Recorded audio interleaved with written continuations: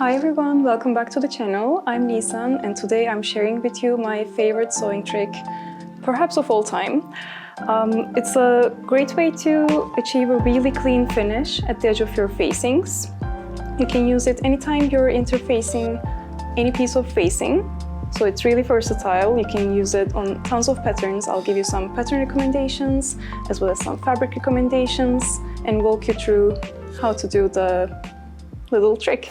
We used it for the Josephine top, which is the crew pattern of the month for July. I'll show you a little example of what it looks like. So you can see the facing in white linen here, and the edge is super clean without any extra bulk. It can be a bit harder to see on white linen, so I also prepared a small sample for you. This is the right side of the fabric with the finished edge. And this is the interfaced wrong side. You can see that the edge is slightly rolled under, creating a really beautiful, clean finished edge. And voila, perfect. It works best if you use a relatively stable, light to mid-weight woven fabric with a interfacing that would match the weight and the drape of the fabric. I wouldn't really recommend it for super drapey and fluid fabrics because it's really easy to misalign the interfacing from the actual fabric itself, causing a strange edge of the fabric. But experiment. If you like the result, you can use it on pretty much any fabric you want. So as I said, it's perfect for the Josephine set's top half, but there are a ton of closet core and crew patterns that you can already use this technique on. The azure top or dress, if you finish it with a facing, it's the perfect way to finish the facing for the azure. I have this beautiful lavender sample that we've made. And if I turn it around,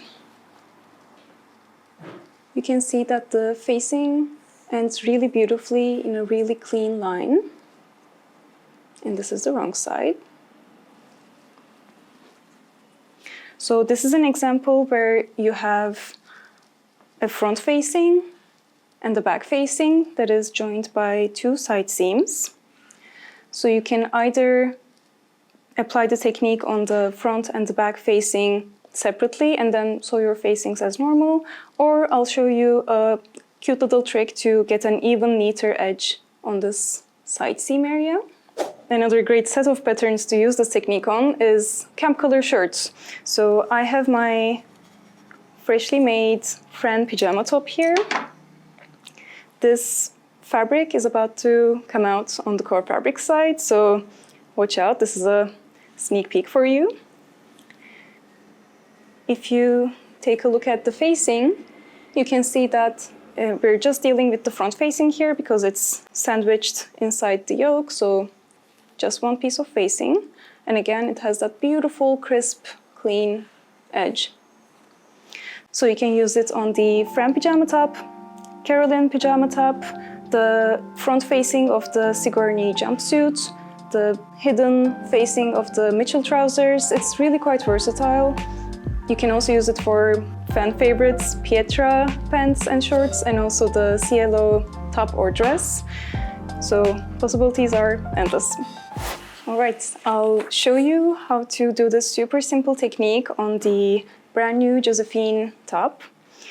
So what we'll need is obviously your facing pattern pieces, one or two, whatever your pattern calls for. You'll need to cut your fabric out of the pattern pieces as well as the interfacing you want to use. I really like using a pair of pinking shears to trim the edge. I'll show you why in a couple seconds, but this is optional, obviously. And then you'll need a pressing cloth. We love using silk organza here in the studio, but you can also use a lightweight cotton. You'll need your iron, your sewing machine, and that's it. Super simple. So, as I said, we'll begin by cutting the fabric and the interfacing. As I mentioned, if you're only applying this technique on a single piece of facing, you can just skip this first step and jump straight into applying the little trick. But if your facing has side seams, like in the case of the Josephine pyjama top, I really like sewing the facing together to form one continuous band like this. So I have my side seams here and here. And I do the same thing on the interfacing. So I have my side seams here and also here. This way, when you sew the interfacing to the fabric, you'll get a much more continuous and clean line along the free edge of the facing, and you won't get that little step. The only downside to doing it this way, rather than applying the interfacing to the front and back pieces separately and then joining them together, is it's slightly harder to adjust the shape and fit of your garment if you want to do any post-sewing alterations and adjustments, because it creates a slightly bulkier seam. But if you're confident with the fit, I would really recommend you doing this because it's so beautiful and so clean. So it's really satisfying to see. All right, so step one, we have the fabric pieces sewn together. I will just trim the seam allowances down. I'm using my pinking shears. You can just use your regular scissors. It doesn't really matter at this stage. And I'll just press my seams open.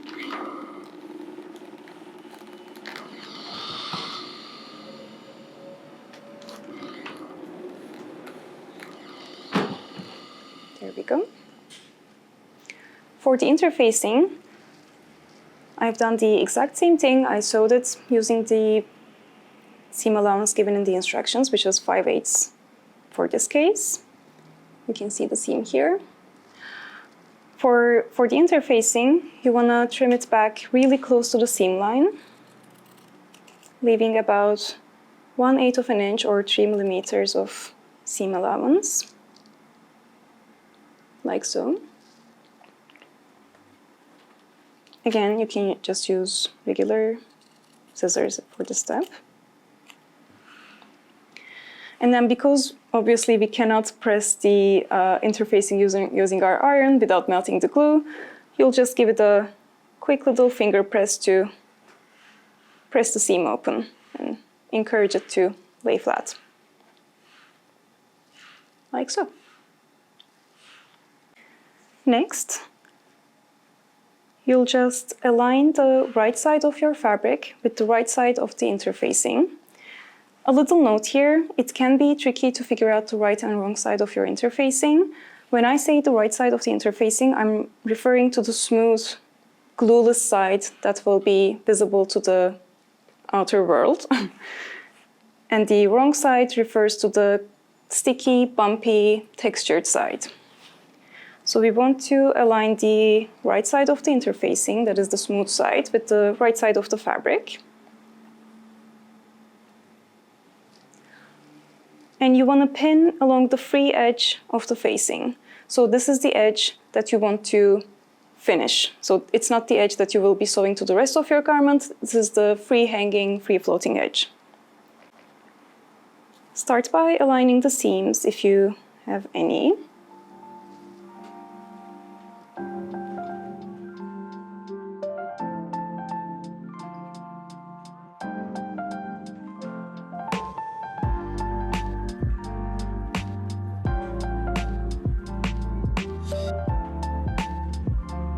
We will be sewing with a 1/4 inch or 6 millimeter seam allowance throughout the entire free edge of the facing.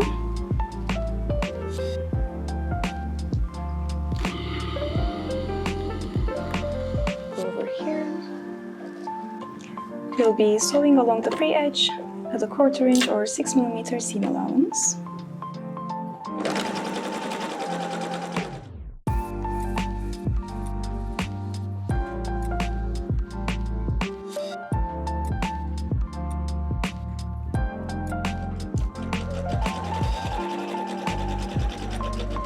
Next, I'll just trim the seam allowance down to about 3 millimeters, that's 1/8 of an inch.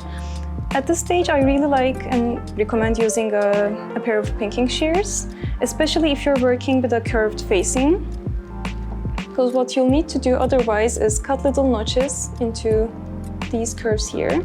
But if you just use your pinking shears, you can trim and also notch your seam allowance in one go. I'll just cut it really close to the stitching line, making sure I'm not actually cutting into the stitches.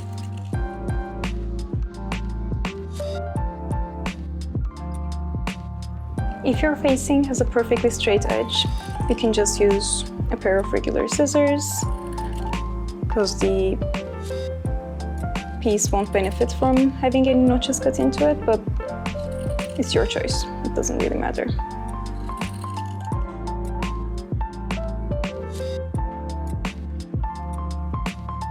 There we go. It's trimmed super close to the seam line. And we already have our notches cut, which should make it really easy to turn. Next, we'll just fold the interfacing over to the wrong side of the fabric along the seam line. Starting at one edge, I like to use the very tip of my iron to press the seam allowance to the side of the interfacing. Just be careful at the step and don't actually press the bottom plate of the iron on the wrong side of the interfacing. You want to just use the very tip of it to encourage the seam to go towards the side of the interfacing. Like this. This step is essentially replacing the understitching step you would use on a normal facing. You can also think of this technique as creating a facing for your facing. So we're just trying to roll the interfacing over to the wrong side of the fabric so that it stays hidden. Just going around, pressing the seam allowance to the side of the interfacing. You can also use the long edge, just making sure it doesn't actually touch the wrong side of the interfacing.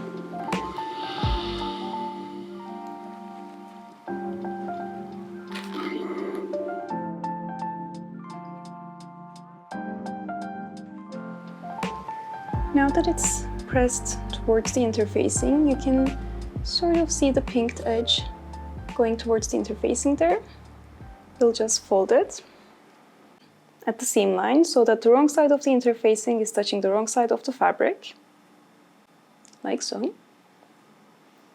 And you want to encourage the fabric to roll over to the wrong side by just a touch so that you get this small lip of fabric right along the edge. This is going to ensure that your interfacing doesn't show on the right side of your project, and it's going to remain hidden and tucked away. Once you get a portion of the interfacing in the correct spot,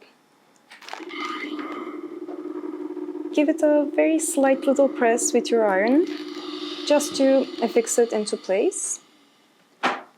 And then using your pressing cloth,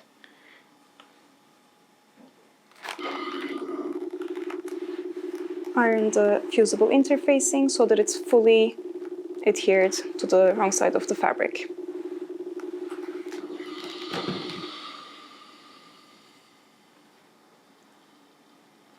Like so. You'll just continue doing this along the remaining part of the facing, always encouraging the fabric to roll over to the wrong side. Giving it a quick press with the iron before fully setting it into place with the pressing cloth. If you find that your facing and your interfacing are misaligning, you can also use a pin to keep them in place temporarily while you do the first hit of iron, and then remove it. and press it into place.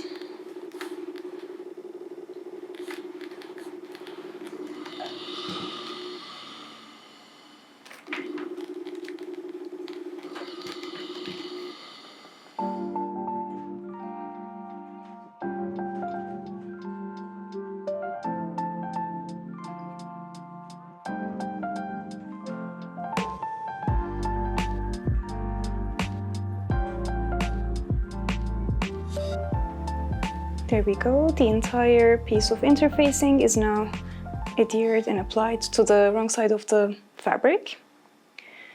The final step you'll need to do is, you can see that there's a small piece of interfacing showing on the right side of the fabric along the edge that we have not sewn together.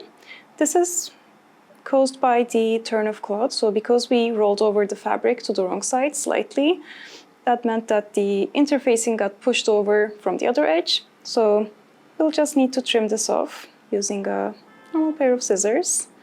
And then your facing is all ready to be sewn to the rest of your garment. So once you trim off the interfacing to get a clean edge, you'll just apply it to the rest of your garments as instructed in the instructions, and you should be good to go. You'll be left with the super clean, beautiful edge to your facing with minimal bulk. I hope you enjoyed this little trick. It's honestly been my favorite sewing trick for years now. I first picked it up from one of my really good sewing friends, Guru, and I think of her every single time I use it. I apply it to literally every single garment where it's even like slightly possible to use this technique, because I love how clean and like professional it looks on the inside. You can also sort of use this tutorial as a jumping off point and thinking about how you can sew your interfacing to achieve really clean results in other aspects of your sewing. I feel like as sewists, we're sort of conditioned to think that interfacing isn't really like fabric and that you can't really sew it or manipulate it in the same way that you would do with fabric. But it's literally just a special type of fabric that we use to add structure to the rest of your project. So feel free to sew your interfacing together, use it as a facing for your facing or another sort of like a cutout maybe in the middle of your project. And yeah, get creative. If you have any questions, feel free to leave a comment down below. I'll be happy to help you along your project. We have new videos coming out every single week, so subscribe and let us know how your projects are going. Bye!